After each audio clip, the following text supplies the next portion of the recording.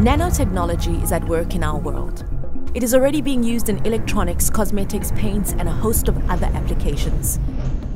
It is used to make stronger tennis rackets, stain-resistant fabrics, self-cleaning glass, and scratch-resistant coatings. But this is just a small preview of what's to come.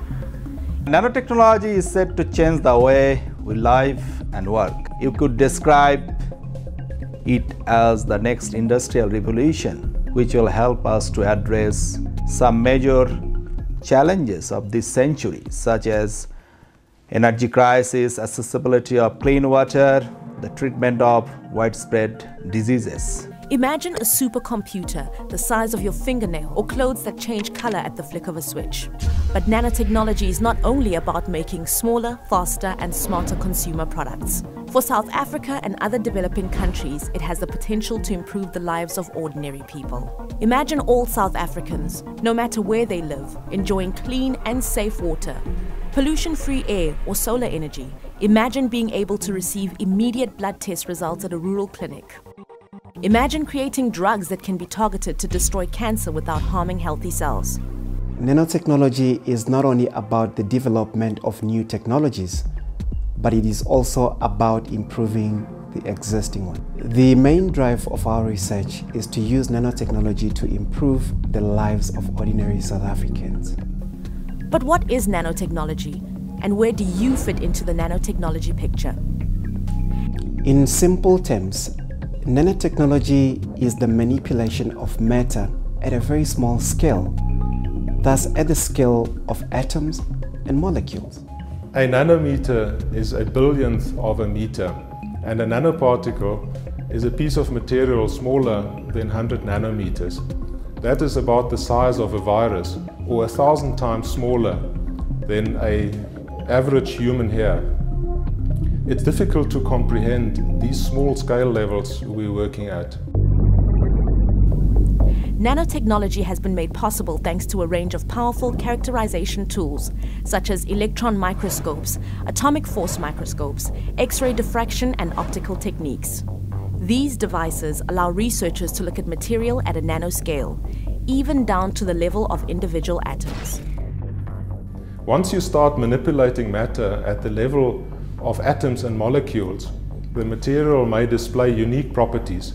For example, the material may be highly conductive, very strong, or it may be highly reactive. It is these new and exciting properties that open up new fields of research and commercial applications. The National Center for Nanostructured Materials is a state-of-the-art facility for synthesis and characterization of material at the nanoscale. The center has the technology and skills to synthesize or manufacture a range of nanostructured materials and to characterize or examine them. The cycle of synthesis and characterization is a fundamental part of research and development and may be repeated many times.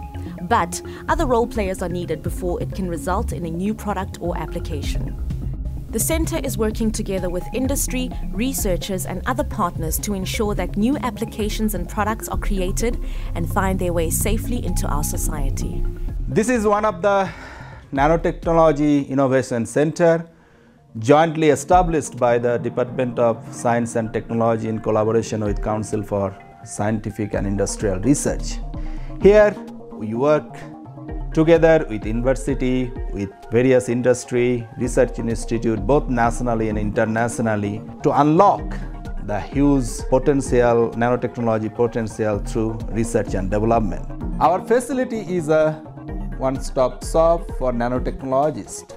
We have an extensive range of equipment at the disposal of our researchers and their partners.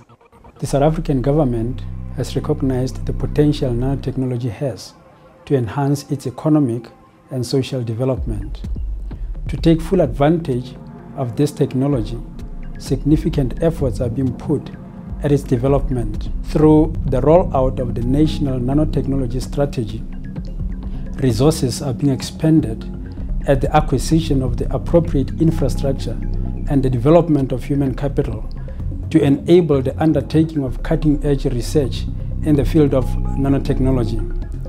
The DST CSIR Nanotechnology Innovation Center is an example of the kind of infrastructure that we've acquired for the development of this technology. These efforts are aimed at positioning South Africa as a destination of preference for nanotechnology research and further enabling this country to harness the potential benefits of this very promising technology. The NCNSM is working with a range of partners in industry to develop commercial applications for nanomaterials. Part of our work involves bridging the gap between innovation and commercially viable applications by taking the research done in our laboratories by our nanoscientists out to the consumer. Our projects include the development of polymer nanocomposites and or plastics which biodegrade, and others that can be used for the manufacture of cars, aircraft and in the medical industry. By adding nanoparticles to a polymer composite, we aim to prevent this from burning. By using these composites, this will enable us to recycle plastics for low-cost housing, for instance.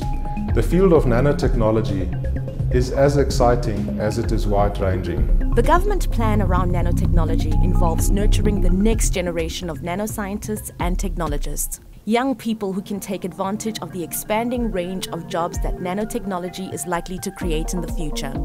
Nanotechnology is a multidisciplinary research area, bringing together all of the classical scientific disciplines, such as mathematics, chemistry, physics, biology, and engineering, but also providing scope for environmental scientist, microscope engineer, and technician, and expert in computer science, material science, and medicine.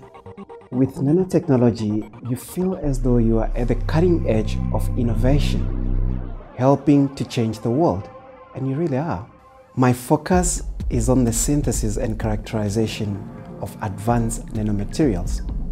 I look at nanomaterials or nanofeatures such as nanorods, nanotubes, nanobelts, nanospheres, and many more. All of these are made here at the center. I've been lucky enough to be involved in collaboration that use these materials to purify water in rural areas, but also to use these materials to detect noxious gases in mines. Join us now as we explore the facility in more detail. It looks like we're headed for an era of great discoveries and innovation, and you too can be a part of the nano journey.